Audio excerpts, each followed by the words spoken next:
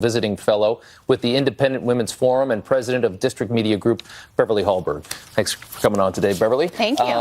One of the biggest things that they had a problem with was the pre-release press conference, and they said that Bill Barr was talking about the president like he was his own client rather than being the attorney general, Well, first of all, let's not forget that this is somebody that the president has nominated. Any president is going to nominate the AG. Also, this is also someone that worked for the Bush administration. I don't think we can say that he's always been in the Trump camp. And let's not forget the other side of this as well, as he has said from the beginning, and he said this yesterday, that he was going to give an unredacted version also to Congress. He'll take out the grand jury aspect. And he said that Mueller should testify. So everything that we learned from Mueller yesterday has been good.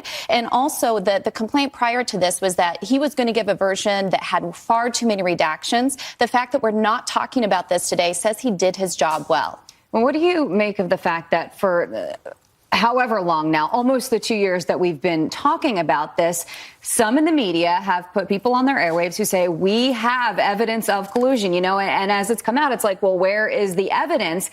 How do you regain trust back for the American people? Because that is a hard thing to do. A very hard thing. I actually think one of the most stunning aspects of yesterday's coverage was that the media were patting themselves on the back for having great coverage for the past 2 years. Yet the one thing that they were peddling for 2 years is that this was collusion. Yes, there are some things outlined in here that are not favorable to the president that we could talk about, but for them to focus on this obstruction side of it and not say we were wrong about collusion, I think it does a great disservice to the public. But at the same time, people are self-selecting what they want to hear. If you don't like the president, you're going to listen to some mainstream media outlets and go with them. If you do like the president, well, they're not going to read much into this as well. They really point, when talking about collusion, they really point to that Veselnitskaya meeting at Trump Tower, where they say that is all the evidence of it. And you start to wonder, really, if that was just political novice, that they just had no idea.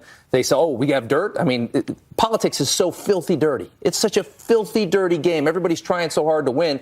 You hear somebody's got dirt. You're Donald Trump Jr. You've never been in politics. I mean, I could see it happening that way. And then with obstruction, they really felt vindicated. I mean, CNN was brimming with pride yesterday reading this report. Oh, absolutely. It was surprising It gave them something to talk about, especially after a couple weeks of thinking there was no collusion. Here's what I would like everybody to consider. We are talking about the office of the president. Even if you don't like President Trump, for them to run on these type of stories for so long is a problem. Beverly, we got to run. Thank you so much.